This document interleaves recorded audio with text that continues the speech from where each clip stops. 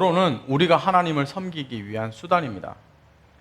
그리고 하나님의 나라를 드러낼 수 있는 중요한 통로가 바로 결혼입니다.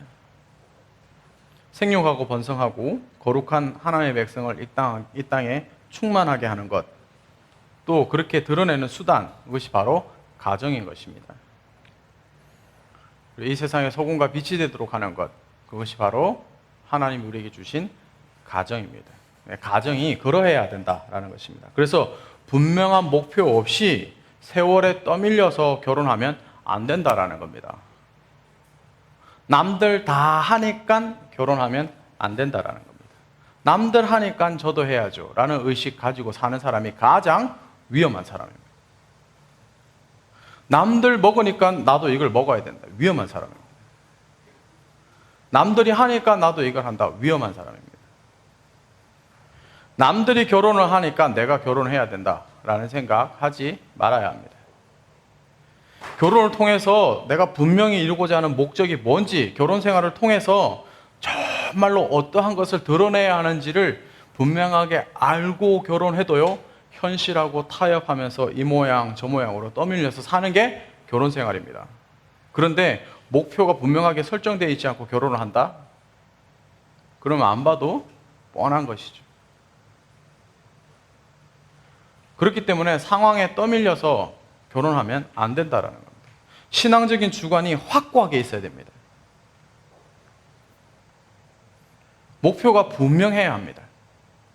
왜 결혼해야 하는지, 이 결혼이 하나님 앞에서 어떠해야 하는지. 신명기 2장 27절에 나를 내 땅으로 통과하게 하라. 내가 큰 길로만 행하고 좌로나 우로나 치우치지 아니하리라 라고 얘기합니다. 이 말씀은 하나님과 연합하는 것에 대해서 얘기하는 것입니다. 하나님 나와 연합하시면, 하나님 인도하시면 좌로나 우로나 치우치지 않게 된다라는 말씀입니다. 결혼은요, 나를 향한 하나님의 뜻이 뭔지, 내 인생에 대한 하나님의 계획이 뭔지 분명하게 알고 가는 것이 결혼입니다. 그래서 결혼의 시작은 하나님과 연합해서 시작해야 합니다. 하나님과 연합되어졌을 때 하나님이 좌로나 우로나 치우치지 않게 하기 때문입니다.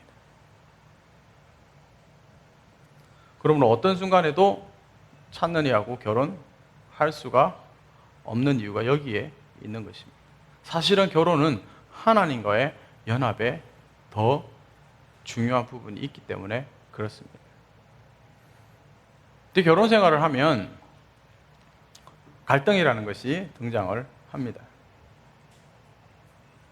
PPT 띄워야지.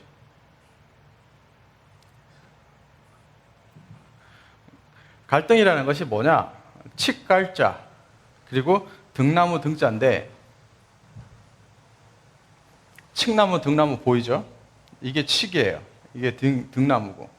근데 이게 칡나무 등나무가 한 곳에서 자라면 서로 얽히고 설켜요. 풀어내기가 어렵죠.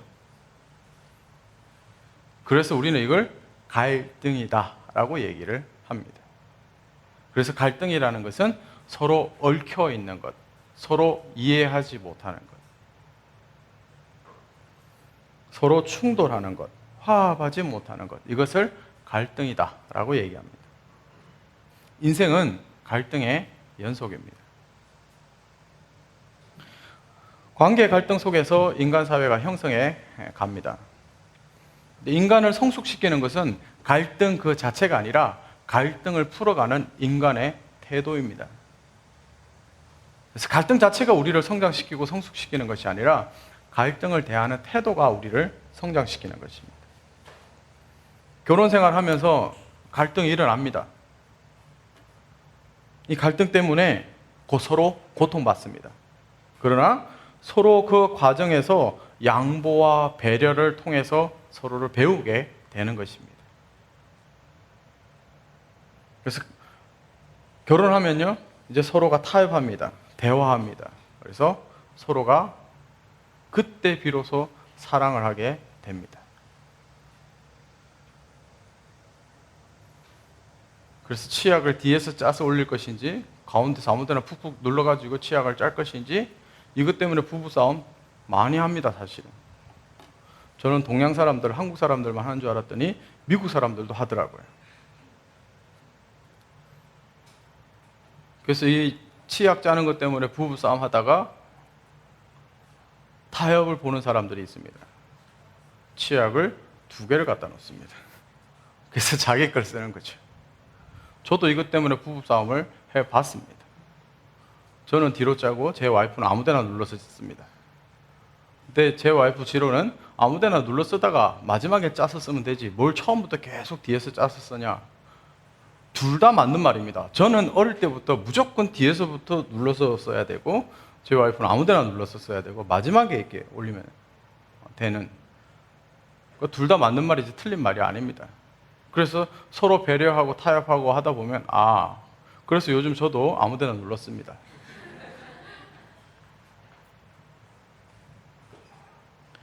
이렇게 갈등을 풀어가면서 부부가 서로 인격적으로 성숙하게 됩니다. 그래서 결혼 생활은 서로를 보다 온전한 인간으로 만들어가는 성화의 과정이다라고 볼 수 있겠습니다. 그래서 결혼 생활 자체에 어떤 이런 갈등을 풀어내는 신비한 힘이 있는 것이 아니라 결혼 생활 중에서도 도사리고 있는 많은 갈등들이 있는데 이걸 경험하면서 이 갈등이 있을 때마다 하나님의 은혜가 절실히 필요하구나 라는 것을 철저하게 자각하고 살아가게 하는 것, 이게 바로 결혼 생활입니다. 하나님의 은혜가 없이는 불가능합니다. 그래서 결혼하면 부부 간에만 갈등이 일어나는 게 아닙니다. 부모하고 자식 간에도 갈등이 일어납니다. 부모하고 자식 간에만 갈등이 일어나는 것이 아니라 형제끼리도 갈등이 일어납니다. 그리고 시댁하고 갈등이 일어나고 친정하고 갈등이 일어납니다. 근데 갈등을 두려워하면 아무것도 할 수가 없습니다. 갈등은요, 우리 속에 있는 문제를 인식하게 해줍니다. 가정교회 안에도 들어가면 내 문제가 인식되어집니다. 다 잘난 사람 없습니다. 문제 없는 사람이 없습니다. 다 문제가 있습니다. 문제투성입니다. 근데 이것을 인식하게 된다는 거예요. 그러니까 일반 교회에서는 이것이 그냥 큰 교회에서는 이것이 인식될 이유가 전혀 없습니다. 갈등이 일어날 이유가 없습니다. 왔다 그냥 가면 되니까. 근데 가정교회를 하면은 갈등이 인식이 되기 시작합니다. 왜? 다른 것이 계속 부딪히기 때문에 그렇습니다. 어떤 사람은 칡넝쿨이고 어떤 사람은 등나무입니다. 그러니까 꼬입니다, 서로. 결혼 생활도 마찬가지입니다. 근데 이 갈등을 풀어나가는 태도가 어떠냐에 따라서 성숙할 것이냐, 아니면 더 꼬여버릴 것인가가 결정되어지는 것입니다. 이것을 풀어나가는 태도가 그래서 우리에게 중요하다라는 것입니다. 이 태도가 돈독히 쌓여져 가면 결혼 생활은 부부간의 유대관계가 깊어질 수 있다라는 것입니다. 근데 면역력이 하나 필요합니다. 어떤 면역력이 필요하냐면 사랑의 면역력이 필요합니다. 사랑의 면역력이 있을 때 이 갈등을 잘 풀어갈 수가 있습니다.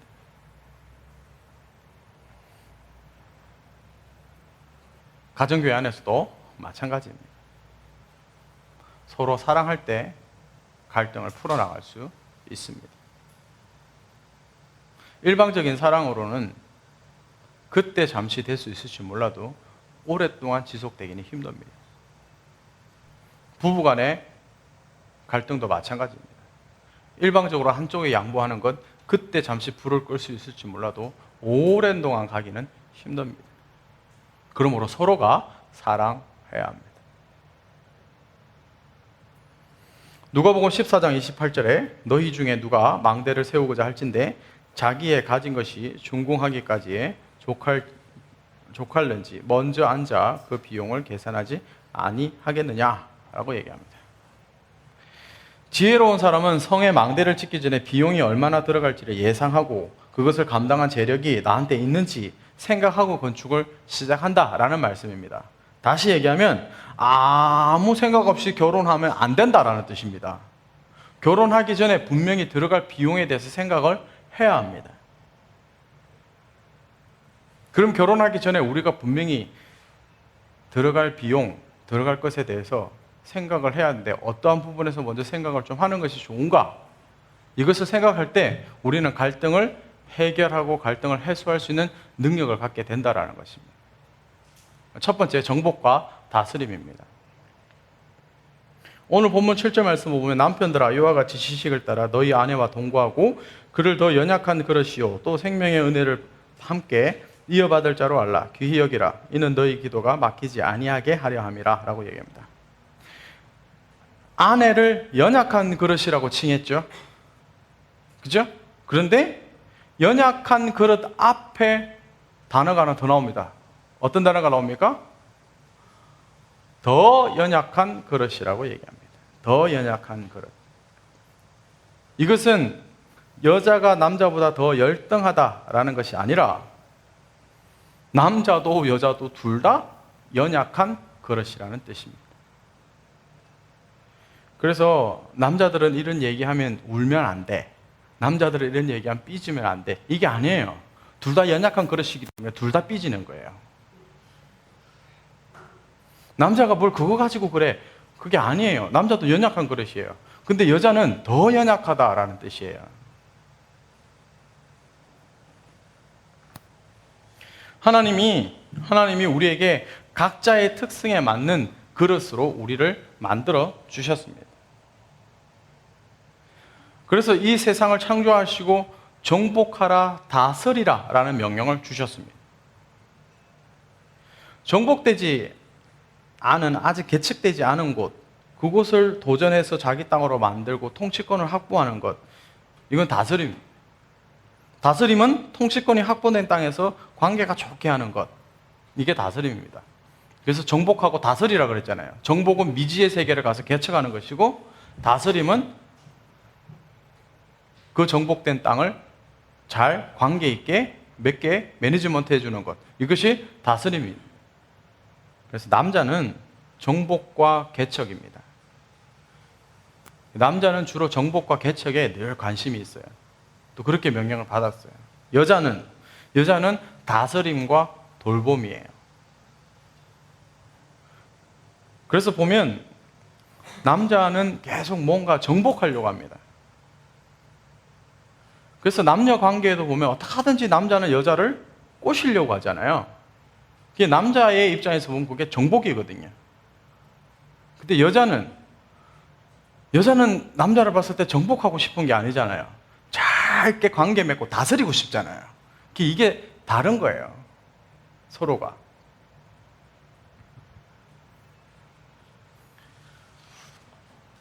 결혼하고 나면 여자는 더 연약한 그릇이기 때문에 남편이 사실은 더 많이 배려하면서 살아야 합니다.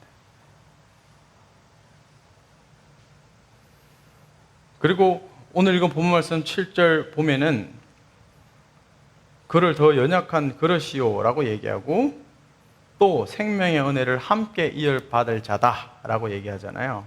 이게 뭐냐면 하나님의 자녀답게 살아가게 하는 거룩한 은혜가 우리에게 부어지고 그것을 누리면서 살아가는데 남편과 아내의 관계가 결정적으로 중요하다라는 거예요. 생명의 은혜가 부부 관계 가운데 부어진다라는 거예요. 그렇기 때문에 부부 관계가 너무너무 중요하다라는 거예요. 생명의 은혜가 부부에게 부어지기 때문에 그렇다라는 것이죠. 그렇기 때문에 내 배우자를 귀하게 여겨야 됩니다. 생명의 은혜가 부어지는 그릇으로 여겨야 한다라는 것입니다.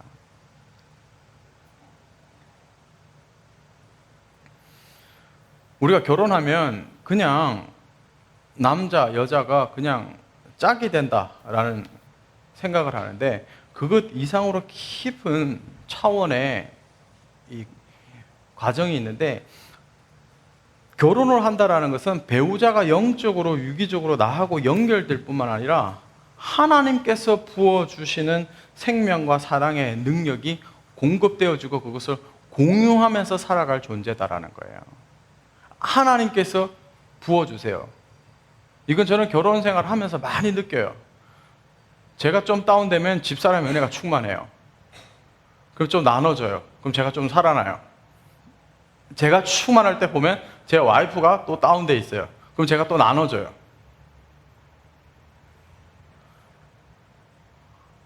알 사람이 없죠. 우리 부부만 알죠.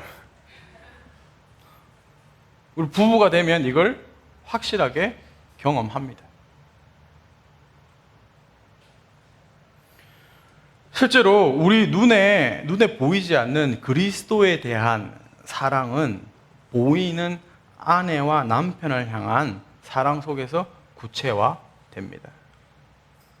보이지 않는 그리스도께 대한 사랑이 보이는 아내와 남편에게 이 사랑이 구체화되는 것, 이게 결혼 생활입니다. 실제 가정교회에서도 실제로 보이지 않는 그리스도께 대한 사랑이 구체화되어지고 드러나는 것이 바로 하늘 가족들 안에서 드러나는 것입니다.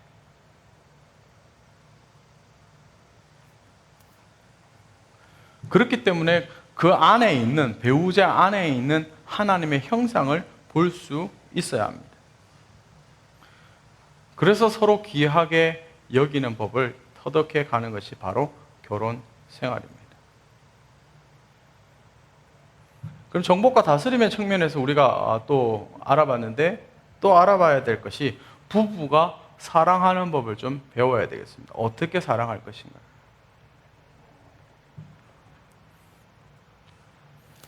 지식을 따라서 사랑할 수 있어야겠습니다. 뭘 따라 사랑한다고요? 지식을 따라 동거하고 귀히 여겨라 라고 오늘 본문 말씀에서 얘기합니다. 7절 말씀에 남편들아 이와 같이 지식을 따라 너희 아내와 동거하고 라고 얘기했죠. 이 지식을 따라 동거하고 귀히 여긴다라는 것은 하나님을 알아가는 지식을 첫 번째로 얘기하는 것입니다. 하나님을 알아가는 지식이 있어야 합니다. 왜냐하면 하나님 사랑이시기 때문에 하나님을 알아가는 지식이 있을 때 그 하나님을 알아가는 그 지식, 그 사랑으로 내 배우자를 알아가고 사랑할 수 있기 때문에 그렇습니다. 그리고 아내를 아는 지식에 거해야 됩니다. 아내는요, 결혼하고 나면 아내는요, 가정을 안정화시키려는 성향을 가지고 있는 존재입니다. 그리고 남편은 밖으로 뻗어나가려고 하는 존재입니다.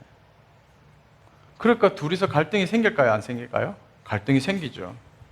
그래서 와이프는 남편을 어떻게 하든지 집 안에 묶어두고 집 안에 있었으면 좋겠다. 그리고 남편은 어떻게 하든지 나가려고 그러죠. 친구들하고 뭐 약속이 있다 뭐 하다가 계속 나가려고 하죠. 이 안에서 갈등이 생길 수밖에 없죠. 근데 이건 정상적인 것입니다. 성향 자체가 그렇습니다.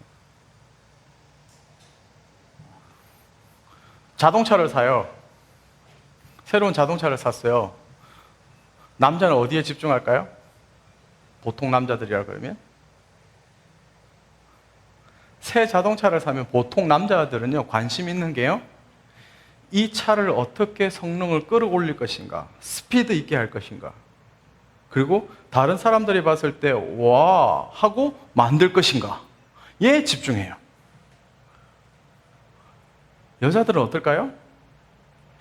여자들은 바깥에는 별로 관심이 없습니다.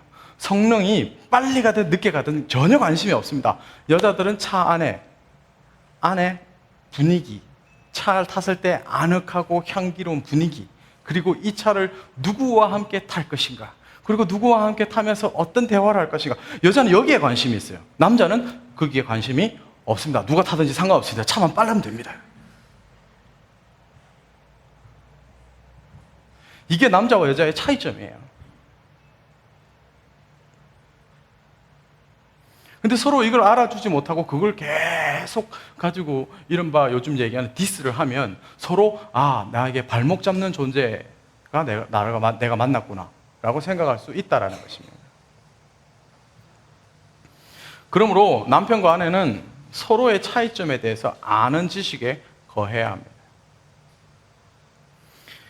그리고 인격적으로 이 차이를 균형 있게 잘 조율해 나가야 합니다.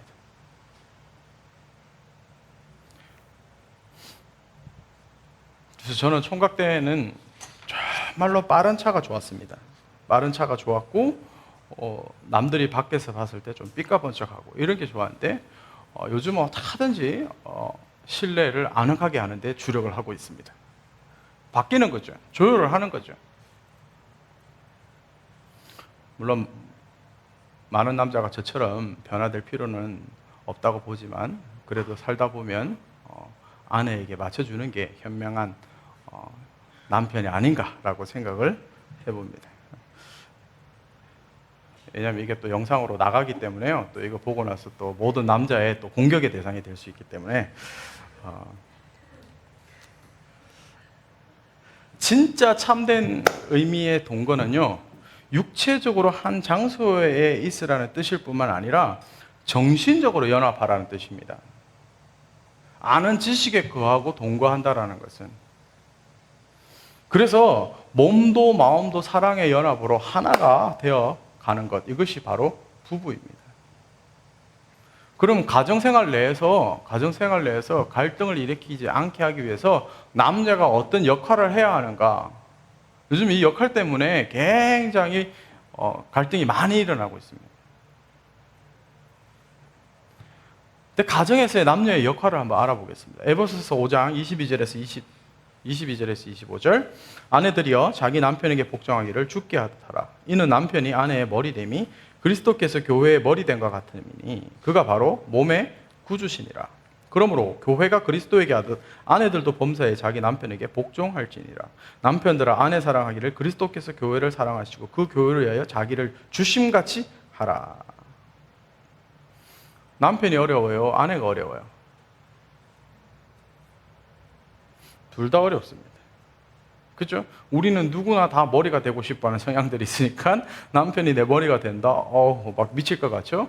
근데 우리 또 자기중심적이기 때문에 헌신하고 싶지 않은데 남편들은 아내에게 그리스도가 교회를 주신 같이 자기 몸을 버리신 같이 하라 그러니까 대신 죽어야 된다라는 거예요. 그러니까 이건 다 쉽지 않은 부분입니다. 부부가 같이 살다 보면요, 가장 눈에 빨리 들어오는 게 상대방의 약점입니다. 약한 부분이 확 들어옵니다. 예전에 보이지 않던 것들이 막 보이기 시작합니다. 그러니까 이 도파민의 시대가 지나고 나면 이제 리얼리티의 시대가 더 옵니다. 이제 그러니까 이른바 콩깍지 시대가 끝나고 나면 이제 다 보이는 거예요. 현미경 시대가 오는 거예요. 속속들이 보이는 거예요. 예전에 보이지 않던 것들이. 그래서 뭐 여자가 이것도 못하냐, 남자가 이것도 못하냐 그러면서 싸웁니다. 이건 사랑이 아닙니다. 더 연약한 부분에 맞춰주고 사랑하고 인내해주는 것, 이것이 부부입니다. 남편의 모자라는 부분 보완해주고 덮어주는 역할을 하는 것, 이게 아내의 역할입니다. 항상 부부는 그래서 관계의 우물에 서로를 향한 사랑으로 꽉 차 있어야 합니다. 그 우물에 사랑으로 꽉 채워 넣어야 됩니다. 그리고 근본적으로 하나님의 사랑으로 꽉 채워야 되잖아요. 근데 하나님의 사랑으로만 채우고 서로를 바라볼 때 늘 영혼으로만 바라보면 안 돼요. 영혼으로만 바라보면 그 사람은 찬넌이에요. 전도 대상자예요. 영혼으로만 바라보면 안 되고 사랑의 대상으로도 봐야 합니다. 부부관계에서는. 그래서 하나님의 사랑, 감정 이런 것들을 같이 느낄 수 있어야 돼요. 남자들은 어떤 걸 좋아하냐면요, 어떻게든지 자기 편 들어주는 걸 좋아합니다. 남자들 굉장히 단순합니다. 편만 들어주면 됩니다. 무조건 자기 편을 들어주면 됩니다. 제가 첫 번째 신혼여행 가서 첫 번째 싸움했던 게 바로 제 편을 안 들어줘가지고 싸움을 했어요. 정확하게 기억하는데, 이태리 가가지고 콜로세움에 버스, 광역버스를 세우는데 같이 얘기하다가 제 와이프가 자기 친구 편을 드는 거예요. 그게 저는 막 얘기하면서 왜 내 편을 안 들고 그 편을 드냐. 그래가지고 대박 싸웠어요. 신혼여행 가가지고. 그래서 누구는 뭐 로마의 무슨 요를 막, 근데 우리는 로마의 파이터가 돼버렸어요. 그리고 나중에 제 와이프가 저를 잘 이 어린아이처럼 다독이고 돌봐가지고 제 화가 누그러들긴 했는데, 남자는요 자기 편을 들어줘야 좋아해요. 그리고 그 어떤 결정을 했을 때 존중해 주는 것, 이걸 좋아합니다. 어떠한 순간에도 최고라고 해줘야 됩니다. 그리고 실수 있게 배려해주는 아내, 이런 아내가 좋은 아내예요. 오랜만에 집에 있는데 처음부터 끝까지 막 대청소를 할 것처럼 남편이 집에 있으니까, 그러면 이제 남편이 두 번 다시 쉬는 날에도 집에 있지 않습니다. 쉴 수 있는 날인데도 집에 있지 않습니다.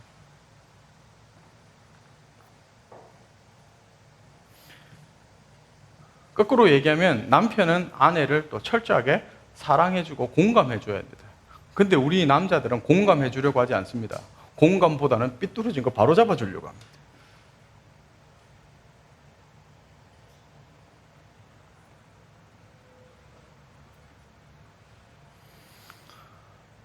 부부관계 가운데 남편의 역할, 여자의 역할, 규정 짓는 것, 어떤 것이 맞습니까? 어떤 것이 성경적입니까? 라고 얘기하기보다, 저는 방금 읽은 에베소서 5장 22절, 25절에 있는 것처럼 어떻게 서로를 더 위해주고 사랑해줄 것인가, 더 헌신할 것인가를 생각하는 것이 저는 맞다고 생각합니다. 그리고 남자, 여자 역할이 따로 있는 게 아닙니다. 그리고 남자만이 할 수 있는 일, 여자만이 할 수 있는 일이 부부간에 생활하다 보면 분명하게 있습니다. 그 고유 영역이 있습니다. 그래서 저는 남자가 할 일, 여자가 할 일, 남자의 역할이 뭡니까? 여자의 역할이 뭡니까? 결혼 생활에 대해서 물어보면 제가 정확하게 해드리고 싶은 대답은 이겁니다. 역할이 진짜 중요합니까? 아니면 내가 내 배우자에게 어떻게 헌신할 것인가 생각하는 것이 중요합니까? 잘 생각해 보십시오. 옛날에는 남자가 설거지 하는 것 얼토당토 안 했습니다. 우리 할아버지 시대만 하더라도. 그러나 남자들도 설거지 할 수 있습니다. 그리고 여자들도 언제든지 망치 들고 못질할 수 있습니다. 망치, 못질, 전구 가는 건 남자의 역할이고 가사 일은 여자 일이고, 이게 아니다라는 거예요. 내가 기쁜 마음으로 사랑해서 헌신할 수 있으면 어떤 것이든지 할 수 있어야 합니다. 그러므로 내가 정말 이 배우자를 사랑하고 있는지, 내가 정말로 이 배우자를 위해서 헌신하고 있는지, 또 어디까지 헌신할 것인지를 생각하는 것, 그럴 때 역할에 대한 갈등은 없어질 거라고 봅니다.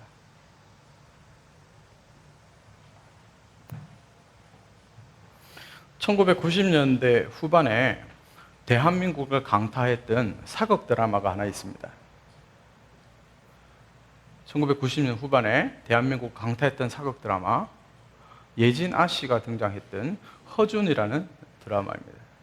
이 사극 드라마에 허준이 나옵니다. 명의로 나오잖아요. 근데 어느 날 이쁜 예진 아씨가 등장합니다. 근데 예진 아씨가 항상 허준 옆에 붙어 있습니다. 근데 허준은 결혼을 했습니다. 근데 어느 날 허준의 집 옆집 아줌마가, 항상 우린 조심해야 될 사람이 있는데 옆집 아줌마입니다. 옆집 아줌마가 허준의 집에 옵니다. 그리고 허준에게 저 예진 아씨 때문에 당신 남편 마음이 흔들릴 수 있으니까 손수건을 한 장 꺼내더니 거기다 술을 뜨라고 합니다. 조강지처. 그래서 손수건을 건네주라고 그럽니다. 그래서 허준이 손수건을 닦을 때마다 조강지처. 그래가지고 그래서 예진아 씨를 전혀 생각하지 못하게 해라. 굉장히 현명한 방법인 것 같고 똑 부러지는 것 같지 않습니까? 추진력도 있고. 요즘 이렇게 똑 부러지고 선명하고 추진력 있는 사람이 정말 강한 사람이고 좋은 사람이다 라는 시대에 우리가 사실은 살아갑니다. 그러나 유능제강이라는 말이 있습니다. 이 유능제강이라는 말은 부드러울 위에 능할 능에 말을 제해 굳셀강이다 라는 뜻인데, 이건 뭐냐면 부드러운 것이 강하다라는 것입니다. 근데 허준 와이프가 이렇게 대사를 합니다. 그 드라마에서. 사람은 부드럽고 따뜻한 것으로 마음이 흐르게 되어 있습니다. 그럼 뭐예요? 허준 와이프는 집에 있을 때 허준에게 늘 부드러운 마음, 따뜻한 마음을 흘려보내고 있다라는 소리입니다. 사람은 부드러운 곳으로 흡수되게 되어 있고 사람은 따뜻한 곳으로 흘러가게 되어 있습니다. 그러므로 타인을 변화시킬 수 있는 진정한 힘은 부드러움에 있다라는 것을 우리가 잊지 말아야겠습니다. 다시 얘기하면 결혼 생활하는 데 있어서 내 배우자에게 부드러움이 있어야 하는 것입니다. 그리고 결혼 생활하는 데 있어서 우리가 갈등이 일어날 수 있는데 조심해야 할 것인데 그것이 야고보서 3장 5절에서 6절에 있는 말씀입니다. 이와 같이 혀도 작은 지체로 내 큰 것을 자랑하도다. 보라 얼마나 작은 불이 얼마나 많은 나무를 태우는가. 혀는 곧 불이요 불의의 세계라. 혀는 우리 지체 중에서 온 몸을 더럽히고 삶의 수레바퀴를 불사르나니 그 사르는 것이 지옥불에서 나느니라 라고 얘기합니다. 혀를 단속해야 합니다. 연애할 때 부부관계에서 더더욱이 조심해야 될 게 혀입니다. 말 속에서 진실과 책임이 깃들어 있어야 합니다. 우리 자매들 혀를 한번 놀릴 때마다 솜털처럼 부드러움이 있어야 됩니다. 자매들이 막 강함이 나오면 안 돼요. 혀를 한번 내릴 때마다. 부드러움으로 사람을 막 감싸고 솜털 같아야 돼요. 그래야 이 어리버리한 남자들은 다 녹습니다. 남자들의 자존심을 절대 해치면 안 됩니다. 지혜롭게 남자를 세우는 방법은 오래 참음, 기다림입니다. 그리고 온유함으로 설득시키는 것. 이것이 아내가 해야 될 일입니다. 또 여자가 해야 될 일입니다. 사랑은 언제나 그 사람 편이 되어주는 것입니다. 그래서 제일 어리석고 멍청한 사람이 자기 배우자 험담하는 사람입니다. 그것은 사실은 자기를 욕하는 것이고 그 사람 속에 있는 하나님의 형상을 허물어뜨리는 일입니다. 그러므로 어떠한 경우에도 배우자의 험담을 하지 말아야 합니다. 자기 얼굴에 자기가 침 뱉는 게 아니라 전봇대에다 자기 얼굴을 헤딩하는 것입니다. 조금 더 넓은 의미에서 얘기하면 교회 안에 가정교회에서 자기 가족들을 험담하면 안 됩니다. 자기 얼굴에 자기 침 뱉는 겁니다. 왜냐하면 그 사람 속에 하나님의 형상이 분명히 있습니다. 이걸 깨달으셔야 합니다. 어떠한 경우에도 그 사람 편이 되어 주어야 합니다.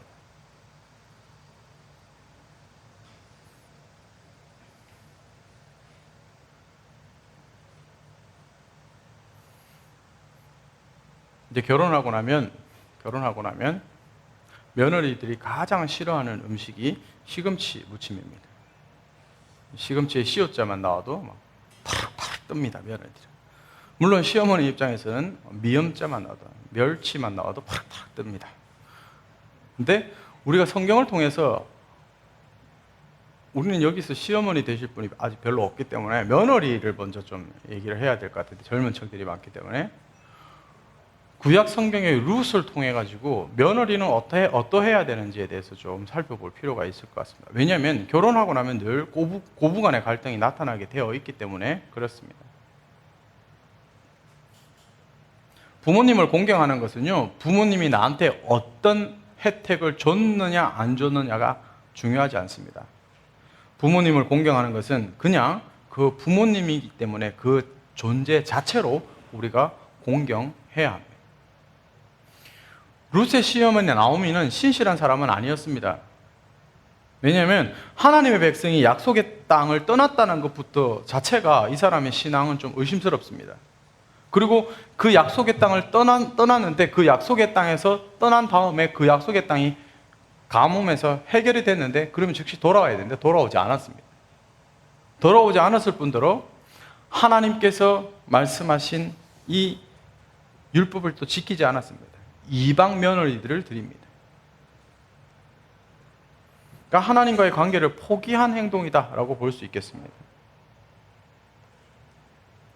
룻기 1장 16절에 룻이 이르되 내게 어머니를 떠나며 어머니를 따르지 말고 돌아가라 강권하지 마옵소서. 어머니께서 가시는 곳에 나도 가고 어머니께서 머무시는 곳에서 나도 머물겠나이다. 어머니의 백성이 나의 백성이 되고 어머니의 하나님이 나의 하나님이 되시리니 라고 얘기합니다. 어떤 경로를 통해서든지 여호와를 믿는 신앙을 룻이 갖게 된 것이 틀림없습니다. 그리고 대화의 내용을 보면 시어머니 나오미보다 룻이 훨씬 신앙이 지금 좋습니다. 룻에게 나오미를 공경하고 따르니 하나님의 백성으로서 살아가기 위해 절대 필요한 일이었듯이 우리한테도 부모님 공경은 하나님 앞에서 의무입니다. 그러므로 우리는 부모님을 있는 그 자체로 공경할 수 있어야 합니다. 그리고 시어머니가 오늘 본문에 나온 나오미처럼 신앙으로 잘 살지 못한다 할지라도 그 부분에 있어서는 하나님이 계산할 일이지 우리가 계산할 일은 아니다라는 겁니다. 그리고 그 집안의 자녀가 된 이상 그 어머니를, 그 아버지를 깊이 공경하는 것, 우리의 특권이자 의무입니다.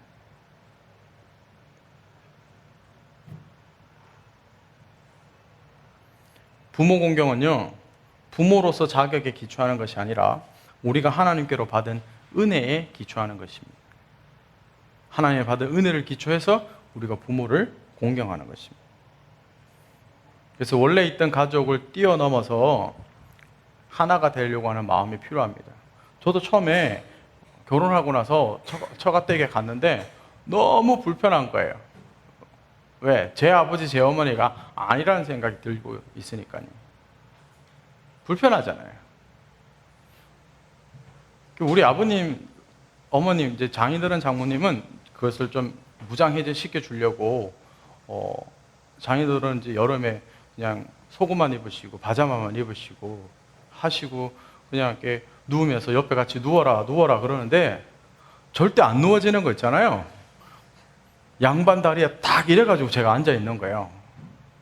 장모님도 누워 그러는데 안 누워져요. 요즘은 눕지 마라 그래 누워요.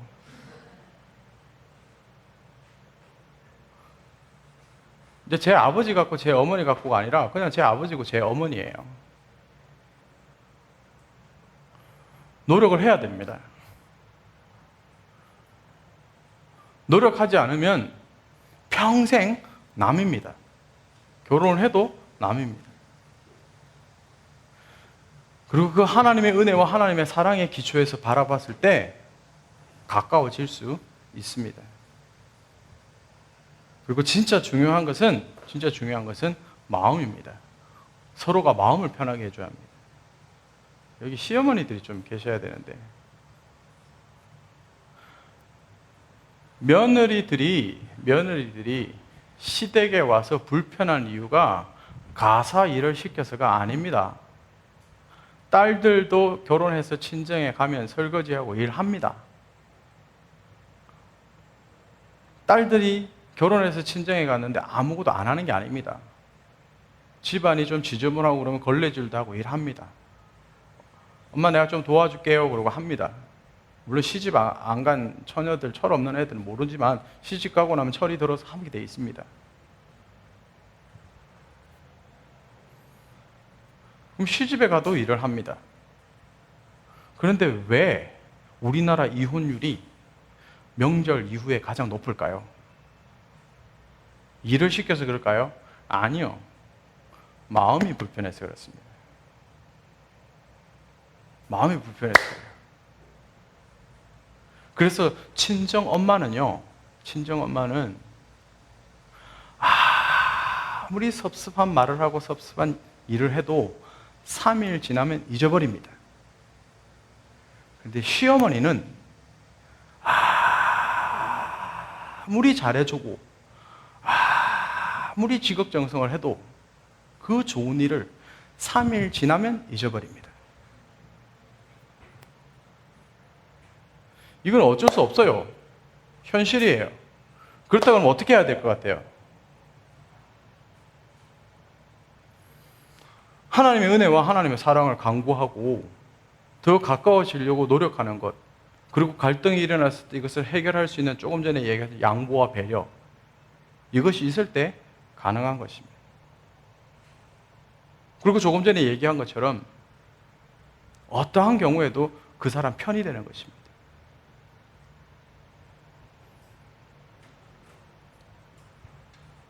그리고 시아버지, 시어머니는 결단코 변할 수 없는 존재라는 걸 분명히 알아야 됩니다. 그러면 조금이라도 어린 유연성이 있는 우리 세대가 잘 맞춰드리는 것이 저는 맞다고 봅니다. 그리고 그 사랑, 그 하나님의 은혜를 경험하다 보면 시어머니, 시아버지, 장인어른, 장모님도 하나님의 은혜가 임하면 조금씩 조금씩 성장하고 성숙하게 될 것입니다. 사랑이 답입니다. 그래서 에베소서 6장 1절과 3절에 자녀들아 주 안에서 너희 부모에게 순종하라. 이것이 옳으니라. 내 아버지와 어머니를 공경하라. 이것은 약속이 있는 첫 계명이니 이로써 내가 잘되고 땅에서 장수하리라 라고 얘기합니다. 우린 부모님을 공경해야 합니다. 그리고 부모님 말씀에 정말 그 부모님 말씀이 진리에 거스르는 것이 아니다 그러면 순종할 수 있어야 합니다. 비진리인 것은 어떠한 경우에도 순종하십시오. 진리가 아닌 경우에는 양보하는 것이 좋습니다. 그리고 진리가 아닌 경우에는 배려하는 것이 좋습니다. 진리와 본질과 비본질을 잘 분별할 수 있어야겠습니다. 오늘 말씀을 냈습니다. 어떠한 경우에든지 우리는 갈등이 있습니다. 그러나 그 갈등을 해소할 수 있는 능력이 또한 우리 가운데 있습니다. 하나님의 사랑으로, 하나님의 은혜로 서로를 바라보고 서로를 알아가고 서로를 배려하고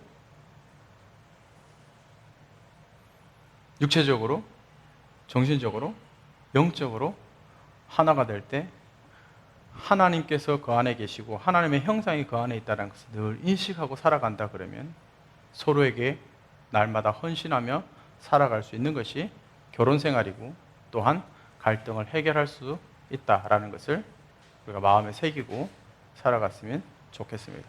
함께 기도하겠습니다.